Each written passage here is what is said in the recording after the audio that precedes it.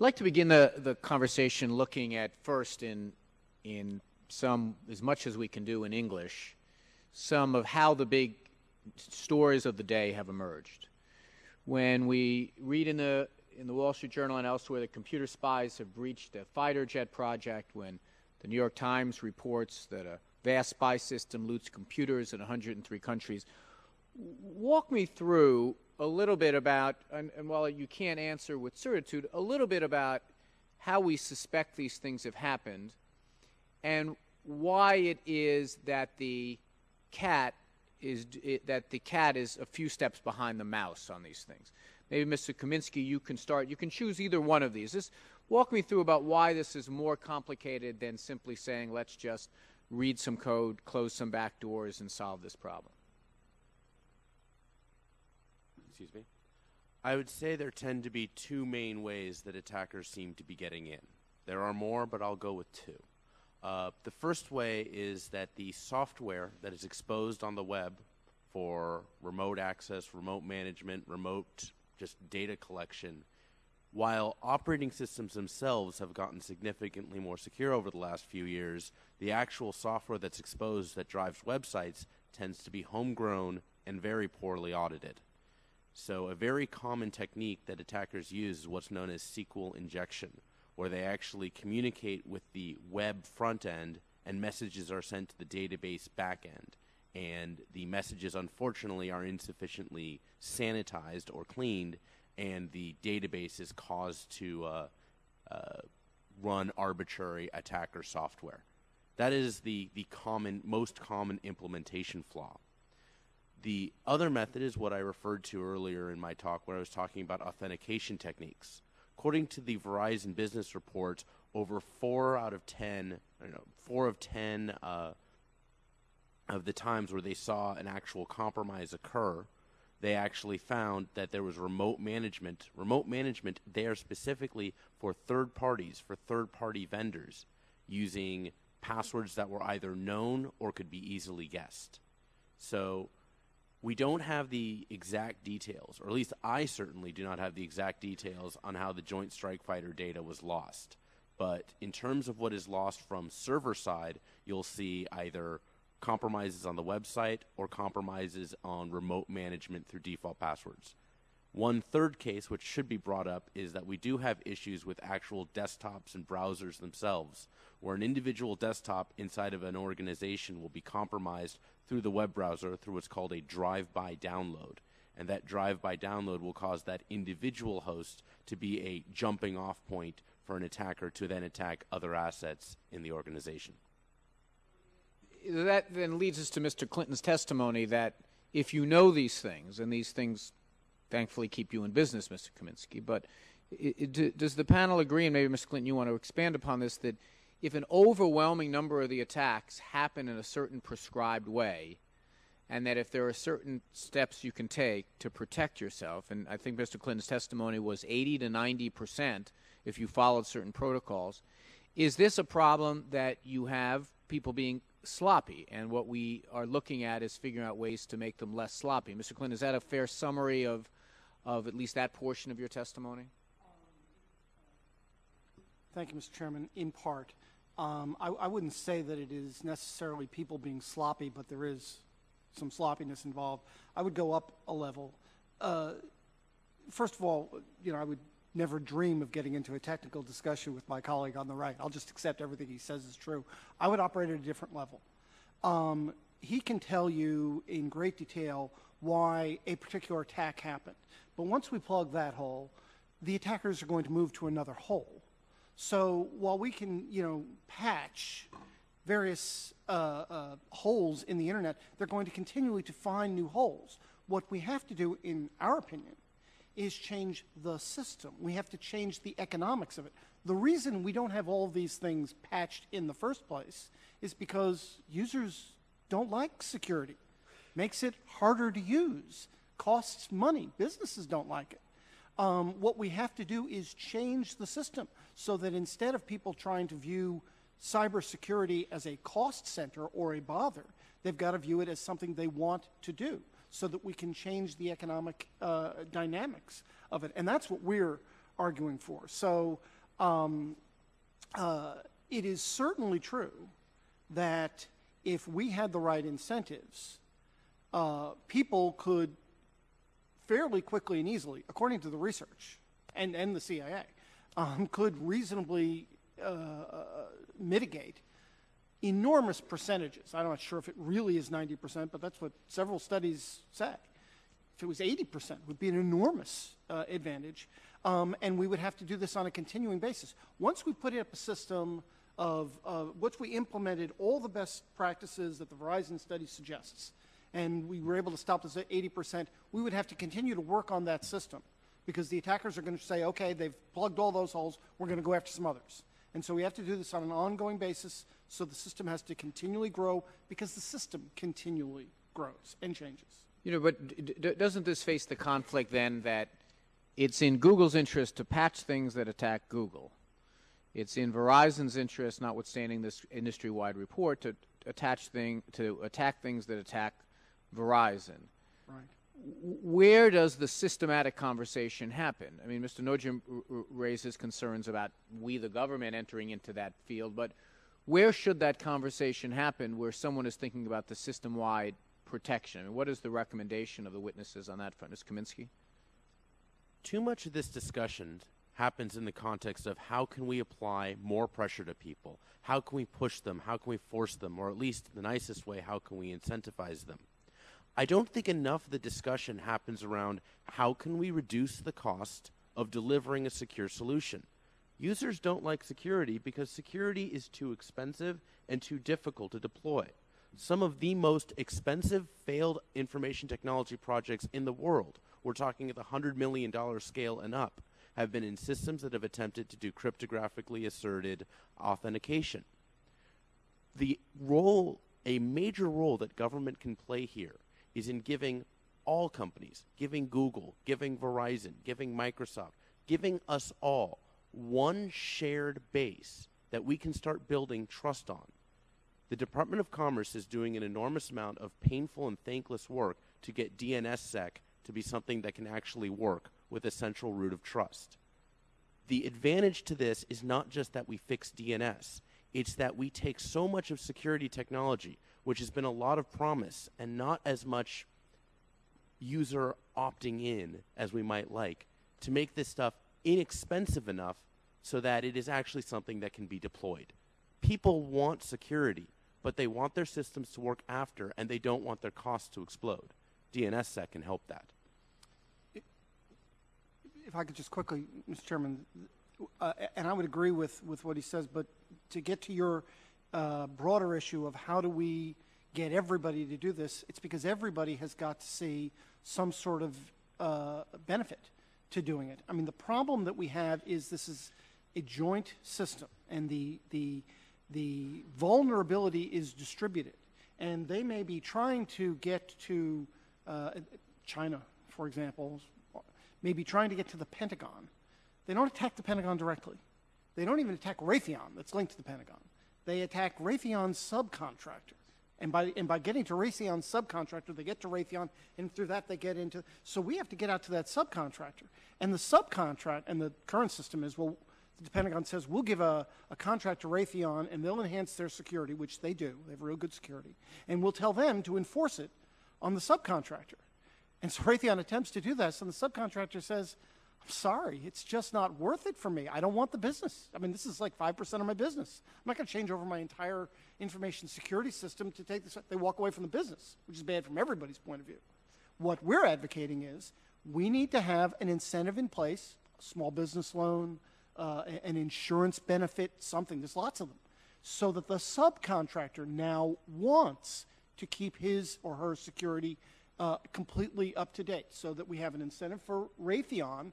That's a procurement contract. We have an incentive for the subcontractor, maybe, the ability to get an SBA loan or a lower insurance rate, and so that everybody has a system. We need a system-wide set of incentives, and the incentives are going to be different for different people. This is not a one-size-fits-all world. We have to stop thinking of it that way. We need a network of incentives to address a network security issue. It is puzzling, though, It is puzzling, though, that we need to offer incentives for a government contractor of Raytheon to do what is intuitive, which is to not share terabytes of information on the internet with hackers. I'm not quite sure that it strikes me that this gets back to the question and answer, how you make sure that the silos of security extend, are systematic. Mr. Jaffe? Thank you, Mr. Chairman. There are a couple of fundamental things to think about here. We talk about incentives. The green light is on. There are some fundamental issues. When it comes to incentives, one of the key things that I find when I talk to large corporations that have issues is they say, what's in it for me? And that's really the thing that should drive the incentives. The incentives will be different, but as long as you can show someone what's in it for them. One of the problems we have now is that the issues affect so many parts of the world and so many parts of the commercial world that people say, why would I step up and fix my part of the problem if other people aren't fixing their part of the problem? Someone else will do it. It seems to be a driving theme in most of the meetings that I end up having. And until I can point out how it affects someone specifically, they really say, not our problem. People don't think about it as being their problem. The second thing is that the bad guys are as good as we are. One of the problems that we're facing and doesn't seem to be sort of dealt with much is that the people behind most of these attacks are as good as we are, if not better. For some other reason, it almost seems like the bad guys are us. The level of sophistication, the things that we see, for example, in Conficker, using certainly state-of-the-art and best-of-breed techniques. If I was a university professor grading something like Conficker E, it would have a very, very high grade. They've done everything right. We don't seem to be able to do it. Maybe it's because you go to the typical large government contractor and there are 50 or 60,000 people who are involved with software development in some other way. It seems to be very difficult for us to be able to control that, and there doesn't seem to be enough of an incentive overall for the companies to take a holistic approach until you see the front page of the Wall Street Journal. Then all of a sudden, everyone wakes up. Finally, there are two different ways that this happens. One of the ways, and I don't know, obviously I know nothing about the Joint Strike Fighter issue, but in many cases, this is determined breaches by humans, where someone works away at finding the problem. They have all the time in the world, they have a lot of patience, and they work their way through breaking into a system, including using social engineering. A lot of the things that we found have been as a result of social engineering. The issue with USB drives, for example, which not only was an issue for the federal government, but is an issue with Conficker. One of the major reinfection vectors we see now is people clean their machines off, but before they do that, they copy their key documents onto a USB dongle, clean the system, rebuild it, go through all the effort, and plug the dongle back in order to copy their key documents across, and they get reinfected. That's what we're seeing with Conficker. That's the first way, is human breaches. The second way is a lot of the attacks aren't as a result of conscious attacks. You get something like Conficker or Torbig or one of the large botnets. They go out there and they become like vacuum cleaners. They do their work in an automated process. We don't even know in many cases how systems got infected because they theoretically aren't connected to the internet. But from the miscreant behind the botnet, what they're able to do is sit and look at the net result of the vacuum cleaner. If you think about this, there are over 4 million machines currently infected, we think, with Conficker. We don't know where many of them are. We see a lot of them check in, but not all of them. If someone behind that botnet wanted to, all they'd have to do is perhaps use it as a giant search engine. Basically say, show me any document or give me anything that has somewhere on the hard drive the word nuclear, the word blueprint, the word trigger. Come back and find it for me. And all they have to do is sit back and wait. And over the course of a short period of time, those 4 million machines will look at their local drives. And because, as we now know, many of them are actually sitting behind corporate firewalls, they'll then examine all of the shared drives. They're basically no different than a human sitting behind the computer that's infected. They will look at all the shared drives and examine all of the documents looking for that word. Very little work. Somewhere or other, out of maybe a totally incongruous IP address that maybe is even connected to a home modem, They'll find the right set of documents and absorb those, send them back to the miscreant, and before we know it, you have the front page of the Wall Street Journal.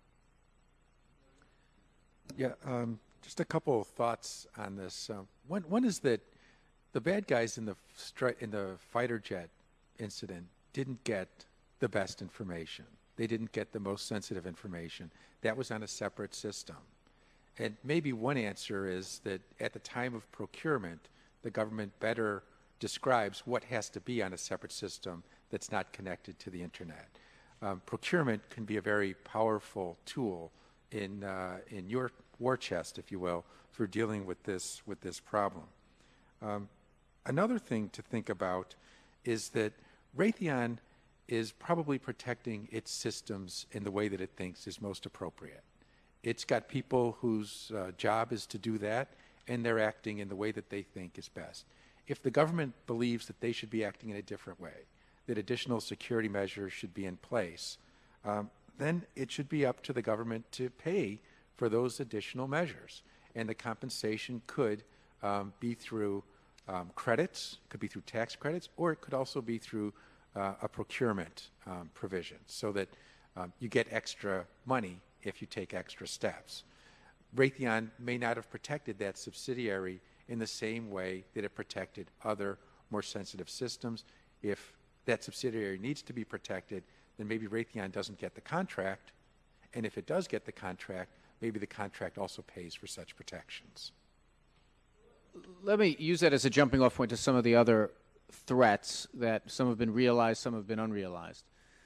Can you talk a little bit about the danger of expanding the use of smart metering on our electric grid and the vulnerability that it extends to the notion that our electric grid might be vulnerable? There's some of our colleagues on the Energy and Commerce Committee talked about empowering FERC to regulate these things further. Let's think about not the challenges of the past, but let's think about some of the things that we might be vulnerable to. The electric grid, as I understand it, by and large, is not susceptible to a wide-scale attack because it's, by and large, not attached to the Internet in a large measure. Is it fair that I mean, is it a source of concern to any members of the panel that our energy infrastructure might be susceptible to attack? Mr. Kaminsky? There's an old joke from the NSA, which is that all networks are connected. It's just a matter of how fast. The energy industry is, on the one hand, completely different than the rest of technology, and on the other hand, no different at all. The 90s saw a tremendous increase in our use of personal computing technologies and information technologies to, quite frankly, make work more efficient. Energy industry has not been immune from that. One of the technologies that we've seen spreading, at least in recent design, has been an ability for the actual power meters to communicate with one another, for them to create a peer-to-peer mesh as one meter speaks to another meter or speaks to another meter. This technology is being done by people who, frankly, have not had to deal with the last 10 years of attacks. And on analysis, we've seen these meters actually able to be compromised remotely. There is where we are today with the energy industry, which is there's a lot of information systems, there's a lot of communication going on, there's a lot of gear that has trouble dealing with attackers today, and the only thing preventing pretty widespread attack is a lack of connectivity. With connectivity growing more and more, that's a temporary solve. The future of widespread meter-to-meter communication, based on the evidence that I've seen thus far, does have me concerned. I would like to see more security for those meters. Are there steps that can be taken, or is the technology of the smart grid too new to have best practices in this field? I think we know how to make secure devices. I don't think that's the problem. I think the problem is that the devices, as they've been made, have not been made with that knowledge. So this would be the sort of thing that certification and independent evaluation would improve. And we know how to do it. It's just the devices that have built thus far, when we actually test them, they tend to fall over. Mr. Jaffe? Thank you, Mr. Chairman. One of the biggest problems that we face is that the Internet was never designed to do the things that it's doing today. There are control systems, there are systems that were never designed to be on the open Internet. But the open Internet, one of the great values is the fact that it allows you to communicate fairly cheaply and fairly easily with other computing devices. Traditionally, we used point-to-point connections. There are home monitoring devices for people who have medical conditions that traditionally made use of a dial-up line and a dial-up modem to communicate back to a doctor's office or to a hospital. And people realized very rapidly that if you made use of the Internet, the existing cable connection or DSL connection, you could have much faster, much more reliable connectivity. And so the devices were moved onto the open Internet without understanding, from a design point of view, that at that point, the security requirements were different. The same thing is happening in the power industry. The power industry devices are being developed by not necessarily people who are in the power industry, but people who are in the computing industry. So they develop devices, and the devices then used by the power industry who are used to a closed network. But by its very nature, those home devices, the smart meters, are going to have to rely on an open Internet. If they made use of the technology that the power industry was used to, which is point-to-point secured connections, or in fact the same techniques that existed in the phone industry, there wouldn't be an issue. But there's a disconnect between them. Perhaps it's an educational issue where you have the wrong groups of people getting the right training. As Dan had mentioned over there, we certainly know that security is an issue. But the people that build the devices, when they first design them, don't think about security first. They think about functionality first. And security is an afterthought. And it really shouldn't be. It should be embedded in the system. You go ahead, Mr. Clinton. Just briefly, Mr. Chairman, I agree with Mr. Kaminsky and Mr. Jaffe, both with regard to the fact that we can build more secure devices. They will be more expensive. But the point that I want to add is that we also have to operate these systems better. The single biggest vulnerability that we have is not technical at all. It is the insider threat. Depending on which study you read, a third to half of the problems that we have are people on the inside. These are people with keys to the technology. You can have the best technology in the world, the best security in the world, but if you just fired your IT guy and he's put in a back door and he wants to come into your system, he'll do it. And that's 30 to 50% of the problem. So we not only need to have good technology, we need to have incentives for people to want to use the technology. Again, this is a system-wide problem. It involves technology, involves human resources, involves economy, involves legal compliance, a variety of things. It's not going to be fixed when somebody comes up with a new device. I want to talk about a couple more emerging threats, but before I do, I think we should touch on a little bit more the configure, what the state of play today is. It's roughly, well, it's exactly 1 month from that April 1st, the day configure was supposed to bite. There have been some things that have happened since then. Who would be best, maybe it'd be you, Mr. Kaminsky, to tell us what is the state of play with configure right now, whether it's still something people should be concerned about. And more troubling to a layman like myself is, why is it that we literally have the code right there in front of us, and it's such a vexing issue? What does it say? What is it doing? It seems to me that there has to be at least someone who can read that, who is at least as smart as the guy who wrote it, and say this thing is gonna turn all the microwaves on or something. Kaminsky, can you give us, and again, as best you can in English language, I know how difficult that is when you're dealing with these technical matters, where does it stand? Are we going to get up to configure P, and then are we going to find out what this is about? Tell us a little bit about where it stands, whether we're learning anything, and just give us an update on where we are with that. Not a problem.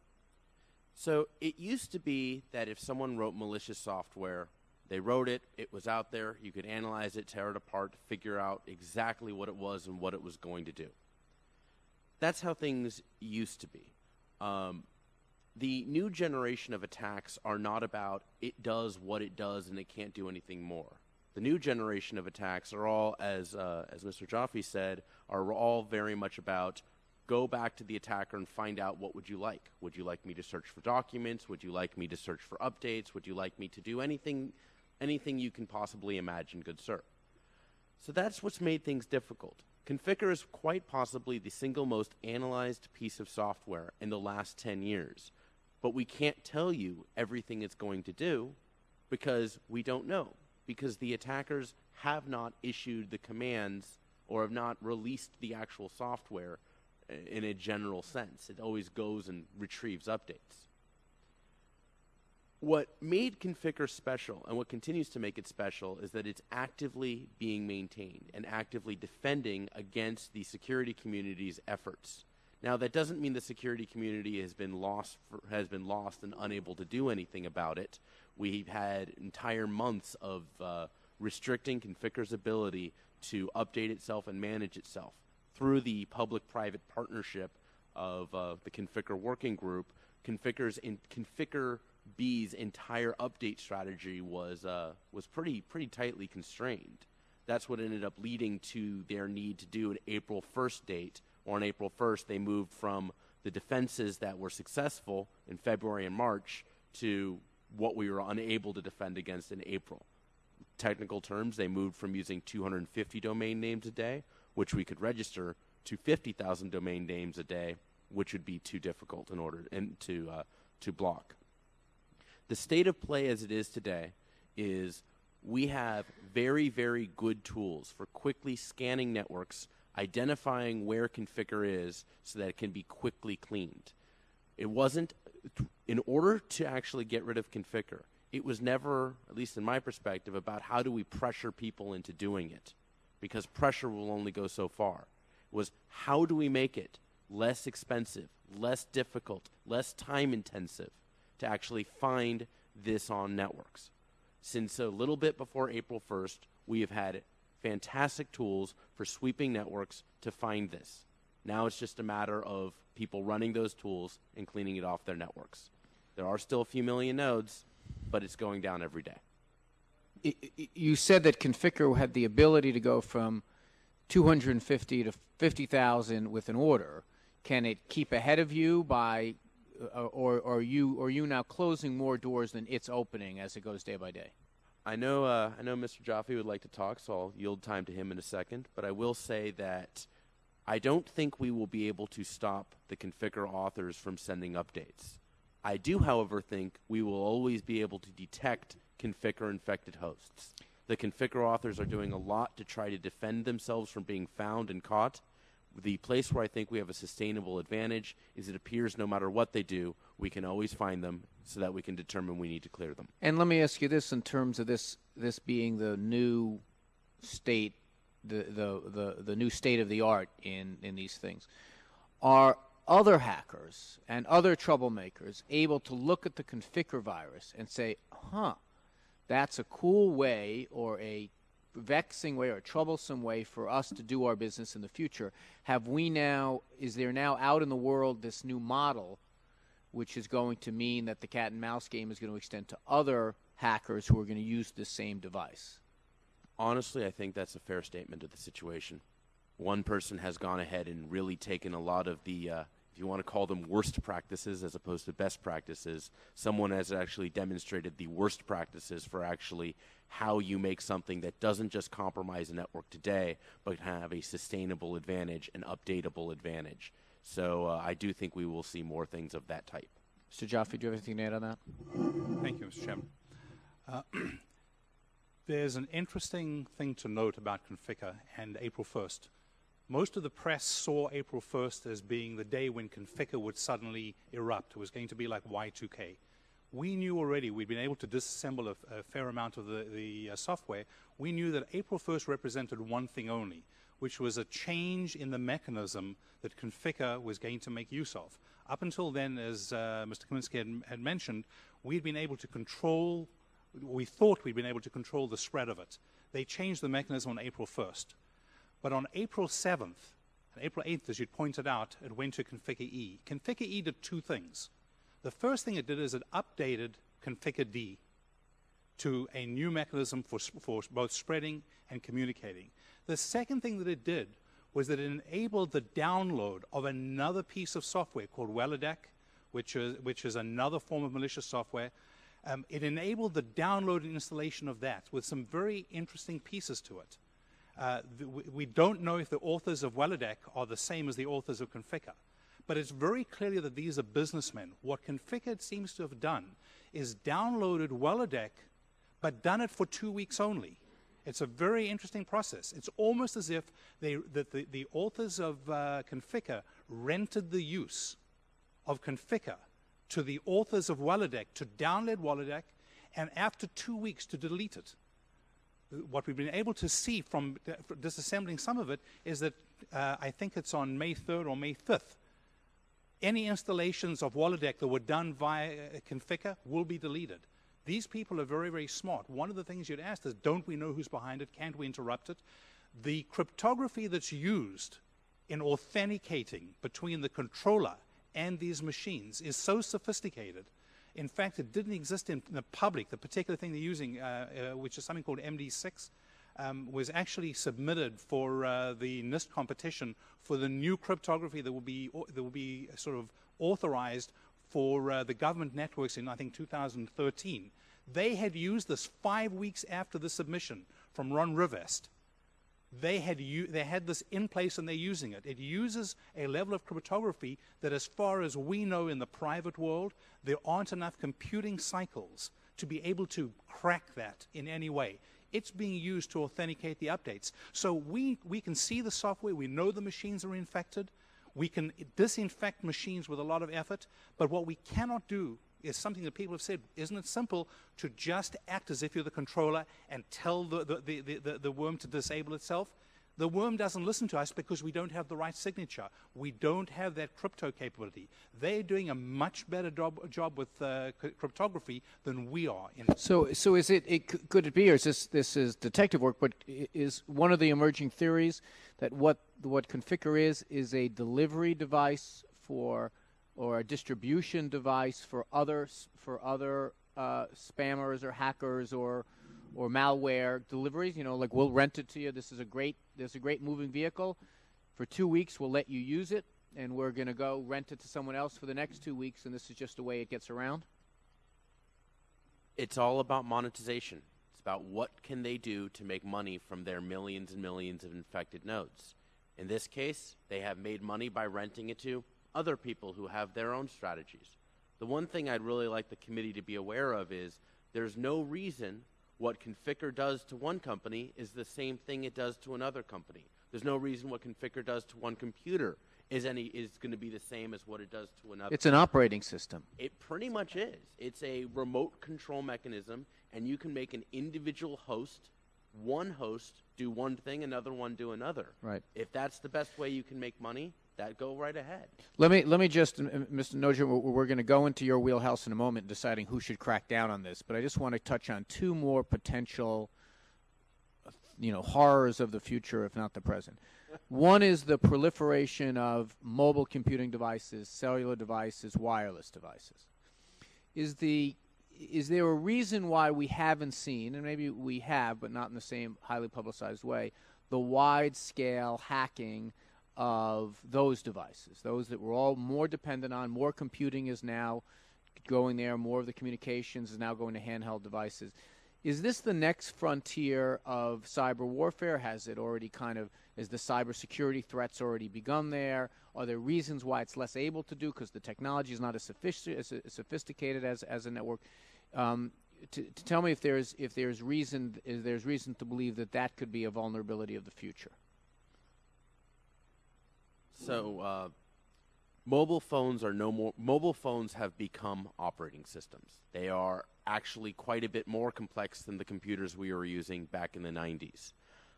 The reason we have not seen attacks against them in a significant count thus far is not because they're more secure. Any engineer who's actually taken a look has, I don't want to say run away screaming, but has certainly found themselves concerned. The bad guys figure things out, but not immediately. We are basically enjoying something of a time lag in between when there's awareness of there being a problem and when the attackers have built up the expertise to be able to exploit it.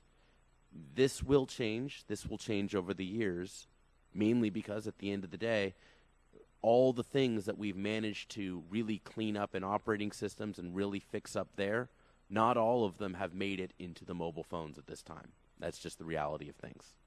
And Mr. Clinton, do you see the sense of the infrastructure limitations and the infrastructure vulnerabilities have been addressed? I guess one reason that we'd be easier to protect is there's a finite number of wireless carriers with a finite number of technological pinch points. Is it seem like the industry on the wireless side has taken these best practices and have done what you describe as the need that 80 to 90% of the attacks can be protected if you make best practices? I don't really, I really don't know if I could say that about the wireless industry, although, generally the major carriers do a really pretty good job. The core problem, though, as I understand, not to delve too much into areas that Mr. Jaffe and Mr. Kaminsky probably can do better than I am, is that the Internet, as either Mr. Jaffe or Mr. Kaminsky said in their opening statement, is really inherently insecure. I mean, the core protocols that the Internet was built on were built 35 years ago. Nobody was thinking of security.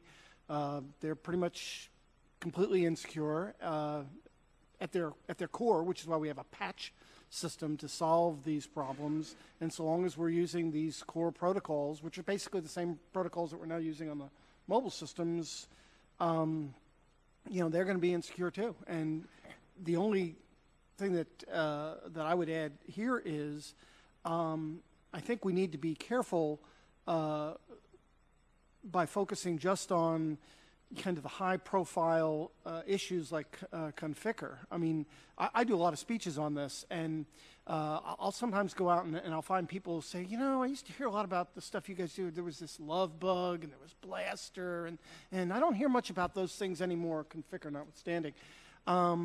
I guess you guys solved that. And, of course, it's not the case at all.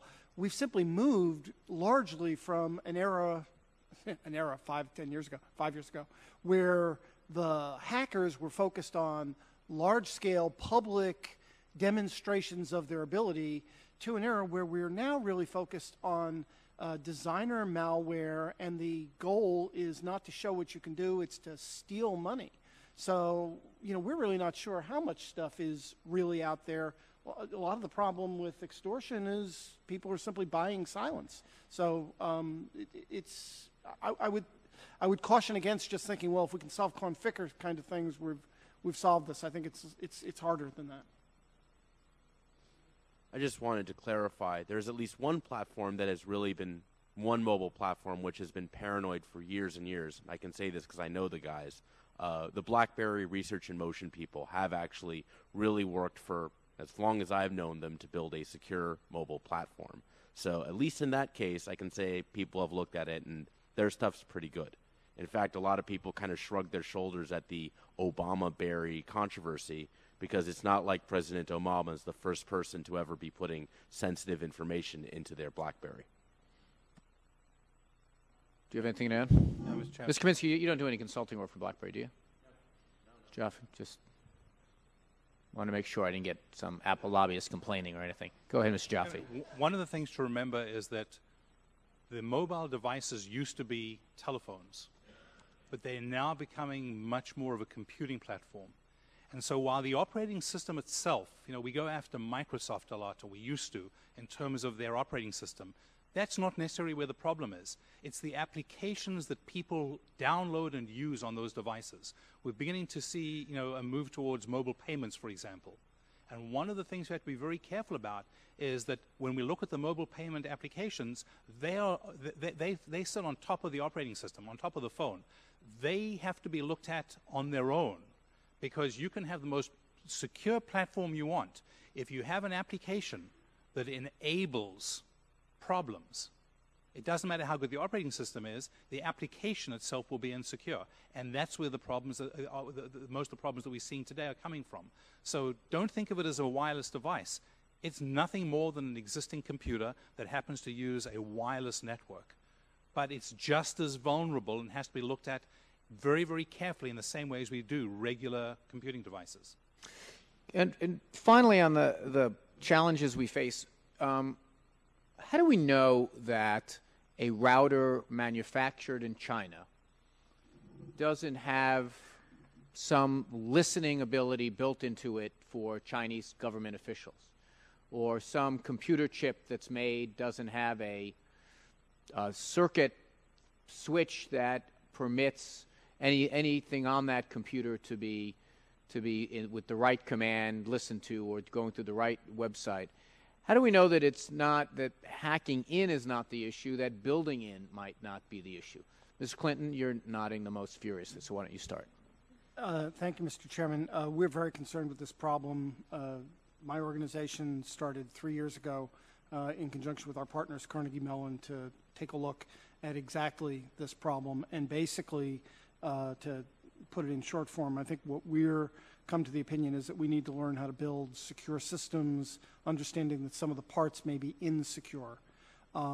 We do think that there is, and we've amended to our statement, a fairly extensive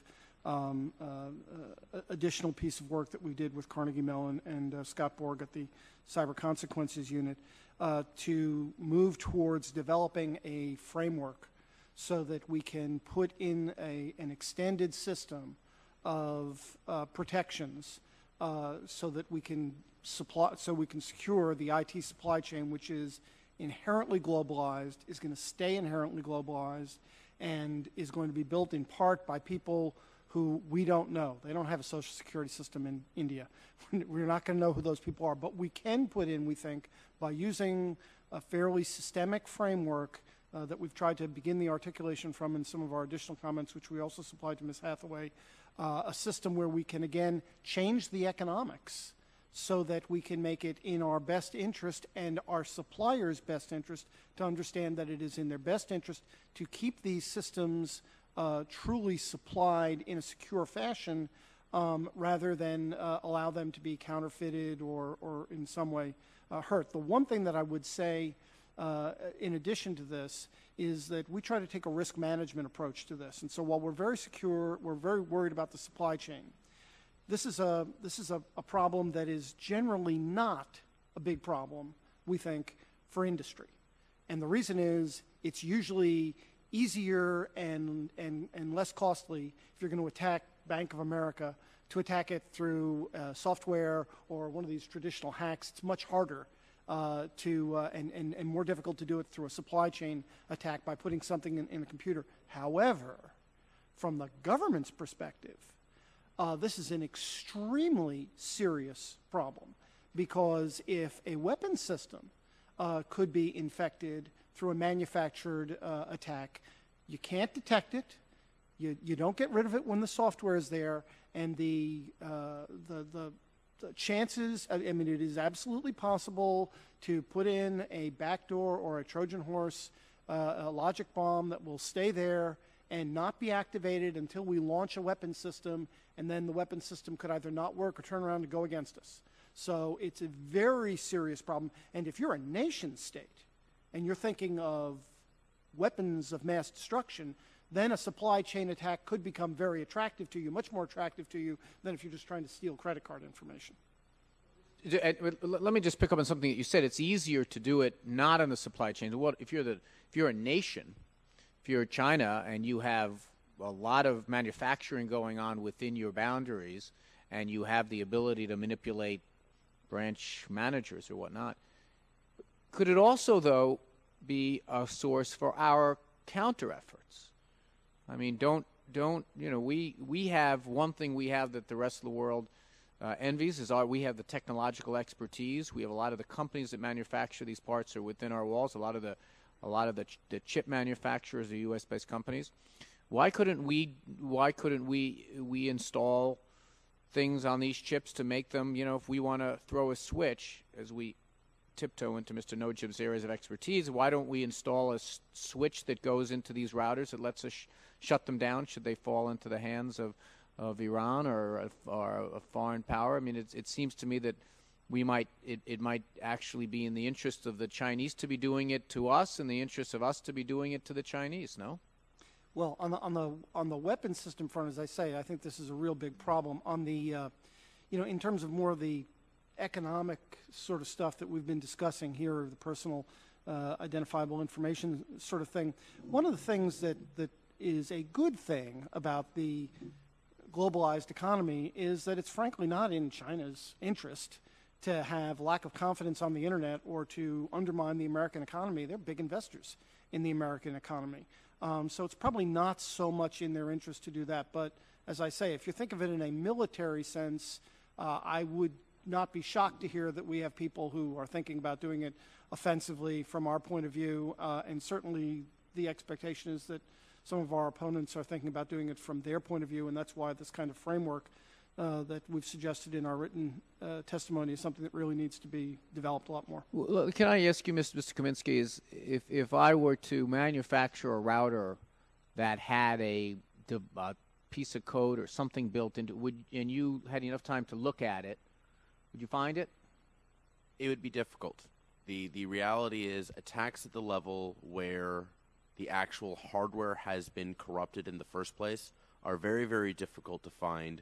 The researchers that Mr. Clinton spoke about earlier at Carnegie Mellon University have done some preliminary work to attempting to detect these actual backdoors, but at the level where it's baked into the circuitry, it's actually very difficult to find. What is not difficult, however, is if you're the one doing the baking, you can pretty much make hardware that no matter what software is run on top, you can ultimately get an exploit into that operating system. So whatever operating system, whatever software, if you control the underlying hardware, you control the underlying logic, you can make a backdoor, you will control that system. And although it is true that we have a lot of very creative companies in the United States, the reality is a lot of the development of both hardware and indeed secure software happens outside of the United States, China, India, Taiwan, and so on. That's just the reality of the market as it is today. Well, that sounds like a pretty frightening conclusion. So let's start to end the conversation today with talking about the conflict that is going on now within the Obama White House about who should be in charge of this and what they should do. It seems to me, Mr. Nojim, that there does seem to be sufficient risk that we do want to give the tools to government to be able to, if the risk grows too big, too fast, to a critical infrastructure, to our country, to a weapon system that might be used against us, there needs to be some check on the basic ethos of the Internet being a completely democratized, fairly loose-knit organization. Now, some have taken that argument to the extension of saying, all right, the supervisory/governing agency that should be at the top of the organizational chart in cybersecurity should be an intelligence or defense agency. What do you say? We don't think that's the right approach, and there are a few reasons for that. And the agency that we're talking about is the National Security Agency for the most part. NSA has a role, I think, in protecting classified government systems, military systems.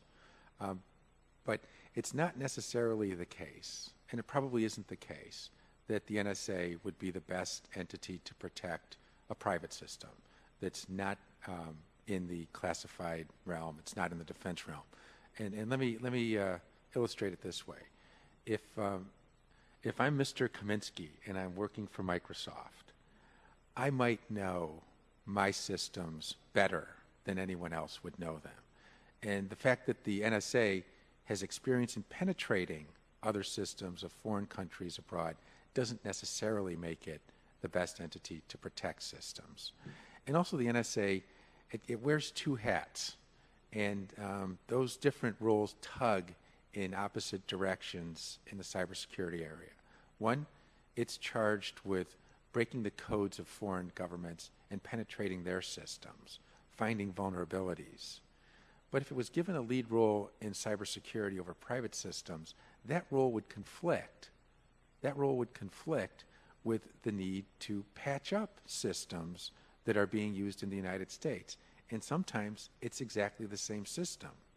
So if NSA finds a vulnerability abroad... Meaning you wouldn't want to tip off a foreign power that you've spotted this weakness because that also might exist in our own? Is that what you're implying, that they might keep that under their hat? I'm saying that because they wear these two hats of finding the vulnerabilities and then wanting to plug vulnerabilities in the same software that's on our systems, I think that's a very difficult thing for them to handle, and that it probably makes them an inappropriate leader.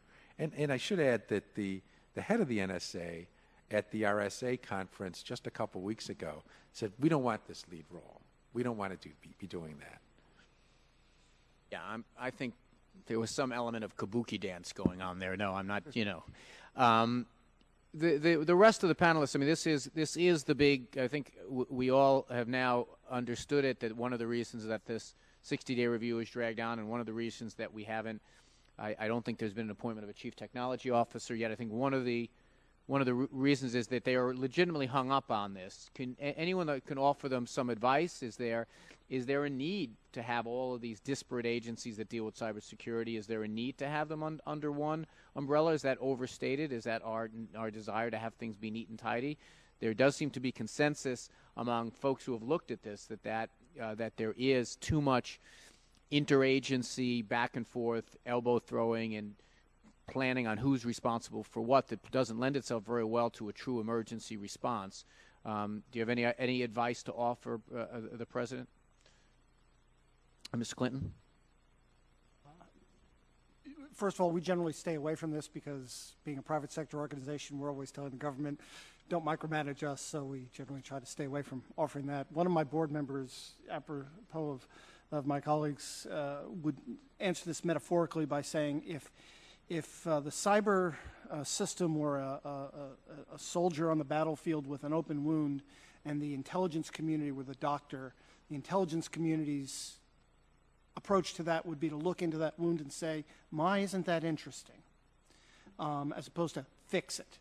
Okay, and that's why, and we need people who are going to fix it, not try to exploit the vulnerability. The one piece of advice that we would offer to the administration is, regardless of whether you locate this person at the Department of Commerce, such as the Senate bill would suggest, or DHS, where it supposedly is now, or NSA, or whatever, the important thing is not so much where it sits, but that you do have an individual or an organization anyway, it could be a group of individuals, who have actual control over this from the government's perspective. That person needs to have budgetary authority. That person needs to have the ability to oversee the other organizations. It can't be just kind of a figurehead position. So it's less important to us where that person sits, although we tend to think it should be somewhere within the White House structure, but that person actually have the ability to do the coordination among things. And we also think that government's first role here is frankly to get government's house in order rather than try to figure out how they're going to deal with the private sector, which is why I think the model that we've suggested, which is a collaborative model, is something that we would ask the committee to take a look at. There's a scenario that I think has been useful for explaining to people just the scale of problem we have. Consider a situation where a major top 10 website is broken into, not directly, but actually through their ad network. The advertising network is made to deliver an exploit for the Adobe Acrobat document software.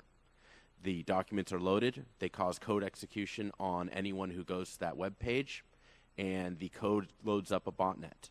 That botnet is used to do two things.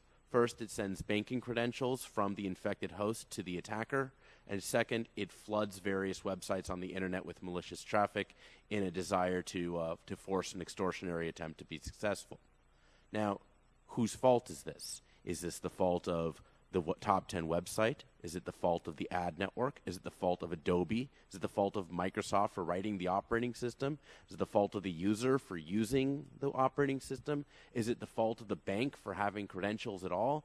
I mean, is it the fault of the people who pay extortionary prices? The people who are bad, the fault is the bad guy.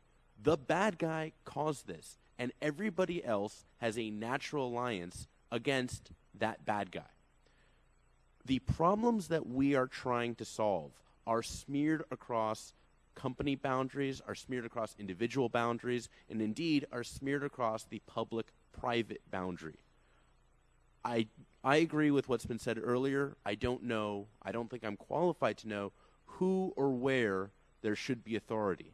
But there actually does need to be a coordinating authority across all of these disparate actors to guide the public partnership towards actually fixing the scale of problems we face today. Thank you, Mr. Chairman. From my point of view, I, like Dan, come from the geek side of the house, and we don't play in politics, and we're down in the trenches. But I think what's really important is the only way we're going to solve this is by, first of all, acknowledging that there is an issue, which is exactly what the White House has done with the various the 60-day review process, the other hearings that have been heard here on the Hill, and this hearing. The fact that we're having this, this kind of hearing is sort of remarkable to us in the technical world. 8, 9 years ago, this kind of thing none of us would ever have been seen up here unless we were involved in something else. So it's really important that, first of all, there are hearings about it, that we acknowledge there's a problem, and then acknowledge that every one of us has a part to play in it. Private industry, the government. At the end of the day, I guess someone has to make a decision when there's a problem. But what we really have to do is make sure that we all get together and talk about the problems and recognize them, because as Dan has said, we all are united against an enemy. The enemy may not be the bad guy who's trying to steal credentials. Nation states also represent problems for us that you'd sort of mentioned in the routers. I didn't want to go down that path. But nation state threats are just as large and maybe just as damaging, if not more damaging. There are some organizations that don't care about the financial impact or being able to download the plans for the Joint Strike Fighter. They want to actually seek the complete overturn and maybe the complete destruction of the United States. And that matters as well. We have to all work together with all of the stakeholders, folks on the technical side, folks on the policy side, people on the business side, to try and be able to recognize the problems, be able to find solutions, fund the solutions, and build the solutions. And as long as we're doing that, I think on the technical side, we're happy. Who runs it doesn't really matter as long as it works. If it doesn't work, I'm sure in a couple of years' time, there'll be a new leader. Mr. Nordstrom, it does matter, doesn't it? I think it does, ultimately, because where the work is located will have an impact on industry participation. And from our perspective, from what we've seen talking to key players in industry, is that one of the things that concerns them is that the program hasn't been transparent enough. If they share information, they don't know what's going to be done with it. They don't know where it goes next. They don't know how it'll be used. And so there's this natural tendency to hold back, to think about, well, what happens next? Where the program is located, where the operations are located, impacts on transparency. And so far, transparency has really been lacking. From our view, from our perspective, it makes sense to have a coordinating body at the White House to do some policy work, to set budgets, to do that kind of high-level thinking about this. But operations, they need to be at a lower level, I think. And DHS is a natural place for a lot of this work. Perhaps. I mean, I think that there is the concern that this is generally part of a larger conversation about how you foster all that comes from the internet, good and bad, like how you make sure, we have, as I said in my opening remarks, we have resisted the temptation to be heavy-handed plenty of times before, as the internet emerged and there were dirty pictures and hateful speech and these other types of things, and sometimes we've gotten it right, and I think we got it wrong with gambling. I think that to some degree we lurch back and forth, but we've basically defaulted to a position that said let's try to keep our hands off to the greatest extent possible. I think the vulnerability, and one of the things that my colleagues and I are wrestling with, is that you want to keep the hands off, and you don't want to create a situation where you give too much authority to an agency who's used to collecting information, not used to disseminating it. But you do want to have a situation where we acknowledge that this does represent a bona fide national security threat. And to whom do you give the authority to do what? Do you give the president the authority to have an on-off switch? I think you referred to this in your testimony. Do you give the president or the NSA or the Commerce Department the authority to go ahead and start experimenting with a second tier of the Internet that says these are things that we're going to use only to plug in high threat or high vulnerability or important things like the electric grid or our military secrets or the like?